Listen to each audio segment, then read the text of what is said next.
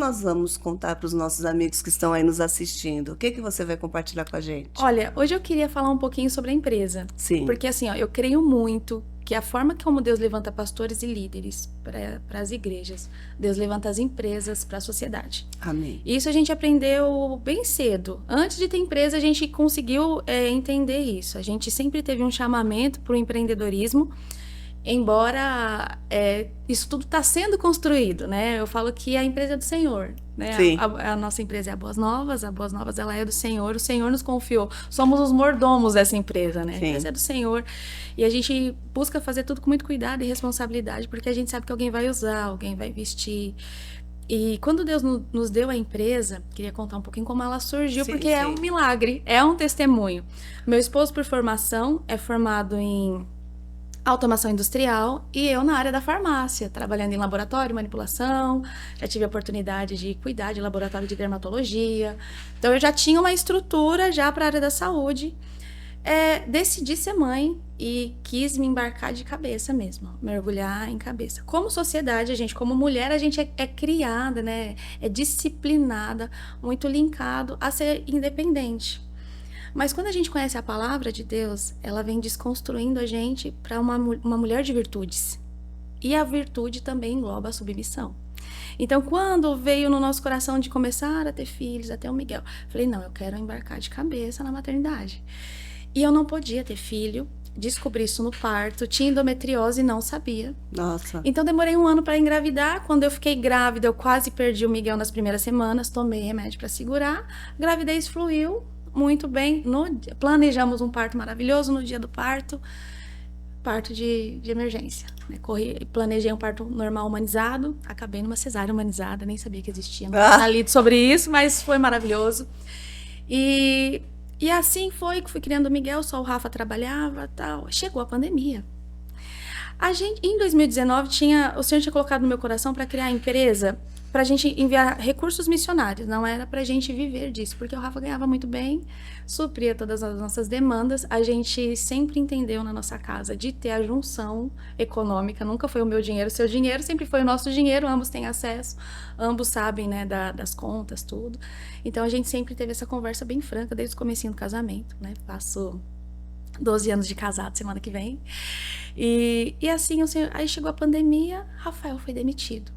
Um nossa. dos últimos a ser demitido. A empresa que ele trabalhava é uma bênção. Até hoje eles são uma bênção para nós. E eles meio que demitiram chorando mesmo. Rafa, nos perdoa, a gente não tem como te segurar aqui e tal. Chegou o baque do desemprego na nossa casa.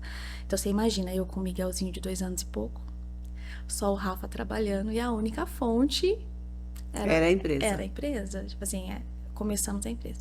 O Rafael foi orar e Deus falou pra ele: abre a empresa da Boas Novas. Uma empresa que eu tinha aberto só para enviar recursos missionários. A gente nem planejava viver. Aí eu entendi o sacerdócio, como eu comecei aí no começo, sobre as virtudes da mulher virtuosa, né? E sobre a submissão, que ela é uma virtude, embora não pareça. E eu, na hora que eu ouvi ele falando, vamos abrir uma empresa, na hora eu falei: que legal. Mas como, né? Aí ele falou assim: olha, a gente abre a confecção da Boas Novas. Então, tudo que você terceiriza, a gente passa a produzir. Continua com a assistência, né, que a gente já tinha em missões, aqui no contexto também a gente fazia essa obra de solidariedade da empresa, sempre fez. E aí, só que do nada ele me solta a frase: você costura e eu estampo. Na hora eu travei, eu olhei e falei: oi? Você sabia costurar? Não. Eu nunca tinha visto uma máquina de costura industrial de perto, né? O máximo que eu conseguia fazer era um ponto à mão, que inventei com a minha mãe de fazer um curso há anos atrás, mas nada de indústria. Quando eu olhei ele falando isso, na hora eu lembrei, falei: não, ele é o sacerdote da casa. Eu preciso acreditar no que ele tá carregando. Eu falei: tá. Tipo assim, a minha resposta foi: tá. Tipo, né? E rindo como Sara, né? Meu Deus, meu Isaac, tipo, Sara. E rindo. Eu falei: meu Deus. Aí ele falou assim: vamos ver as máquinas para comprar. Então, o dinheiro que ele pegou da rescisão, que era teoricamente para manter a gente por um tempo, a gente investiu. Então, assim, empresas fechando E vocês e a abrindo? gente abrindo. A gente Nossa. comprava máquinas de empresas que estavam falindo. Literalmente, eles falavam assim: olha, eu tô vendendo tudo para ir embora. A gente comprou uma máquina de um boliviano e falou assim: tô vendendo, eu quero voltar. Então, tipo assim, a gente não entendia muito o que ele falava, mas assim, desfazendo de tudo, as caixas, eles assim, no lugar que a gente foi buscar. E é aquela coisa, se ou você acredita na palavra que você tem sobre a sua vida, ou não vai fazer nenhum sentido você viver. Sim. Porque assim, a gente poderia ficar ali no comodismo, poderia voltar pra minha área, só que voltar pra minha área era um risco pra minha família. E a gente ali meio confuso, todo mundo, o mundo inteiro sem saber como Todo mundo lidar com com a medo, pandemia, né? E aí o Rafael sempre falava, vai dar certo. E a gente sempre se apegou nisso. As coisas começaram a acontecer. E quando a gente tem uma palavra sobre a nossa vida, de que vai dar certo da parte de Deus, não das nossas fantasias, não. Porque a palavra de Deus, ela nos encoraja. Então você sempre tem uma palavra de que vai dar certo da parte de Deus, porque a palavra de Deus fala, dele vem o sim e o amém. Né? Então, se eu tenho uma palavra, eu já sou abençoada para prosperar. Embora eu tenha que andar alinhado com o tempo de Deus. E assim a gente começou a ver as máquinas de costura e começamos a comprar. Tá? Equipamos um espaço que a gente tinha com as máquinas e eu sentei na frente da máquina. Eu lembro que eu tremia, que eu não tinha ideia do que fazer. Eu só sabia ligar o botão, ligar e desligar. Só que antes das máquinas chegar, a gente precisava de tecido. A gente não manjava nada de tecido. A gente não tinha noção de nada. E aí a gente foi numa loja, era tudo fechado, então você tinha que bater na porta. E aí a pessoa abria, tinha a senha pra você entrar, pra você comprar a matéria-prima. A gente não sabia de nada. Algumas lojas, você tinha que agendar antecipadamente por causa da Covid. Aí a gente chegou lá do nada, a gente tinha uma moto, a gente foi de moto. A gente bateu na porta e falou assim, a gente queria comprar tecido. Ele, que tecido? Eu falei, tecido pra camiseta.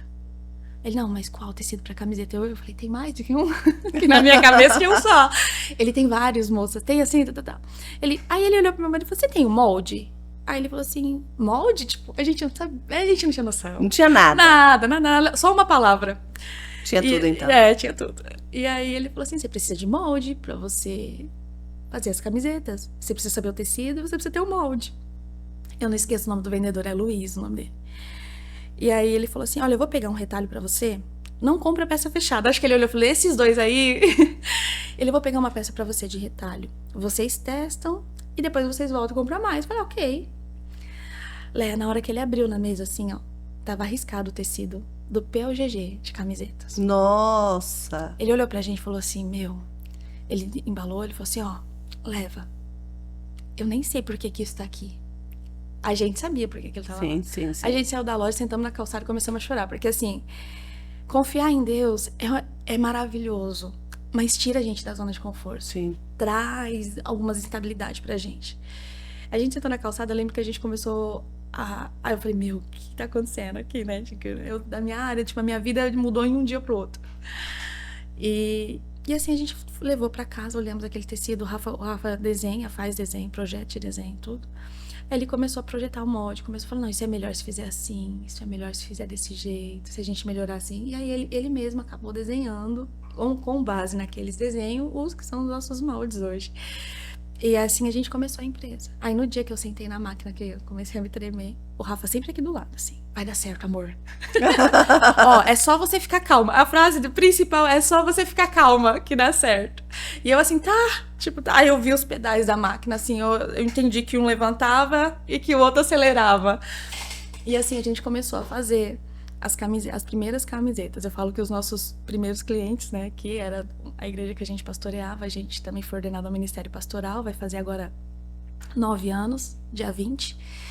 E foram os testes, os nossos cobaias, os misericordiosos, né? Que as primeiras camisetas eles compraram foram os misericordiosos, né?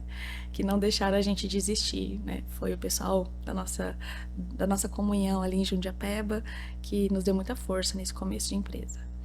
E assim o Senhor foi moldando a gente. Foram vários desafios, a gente não sabia de nada, mas a gente tinha uma palavra e o Espírito Santo ele ia falando com a gente. Eu não sabia o lado do tecido, então eu sabia que eu tinha que conectar um no outro, mas como? O Espírito Santo falava assim pra mim, pega assim, vira assim, faz desse jeito, dobra aqui. Tinha coisas assim que a gente não sabia e que as pessoas que venderam as máquinas pra gente nos deu um suporte assim incrível. Só que teve algo que aconteceu quando eu comprei a Orveloc industrial, veio um papel como esse assim, ó, dobrado dentro da gaveta. A gente comprou essa máquina de uma senhora que estava em estado terminal de câncer. Eu não a conhecia, eu conheci o genro dela. E a gente foi buscar essa máquina bem longe, em São Paulo. E era um ateliê muito bonito. Era tudo que eu não tinha. E quando eu entrei, era um apartamento bem grande, na Ponte do Limão, na Casa Verde. Um apartamento lindo. assim, um dos apartamentos mais bonitos que eu já vi, de estrutura, assim, de natureza e tal. A gente subiu. E aí, quando a gente chegou pra comprar a máquina, eu olhei o ateliê dela e falei, que incrível, né? Tipo, eu não tinha nada, tava no começo.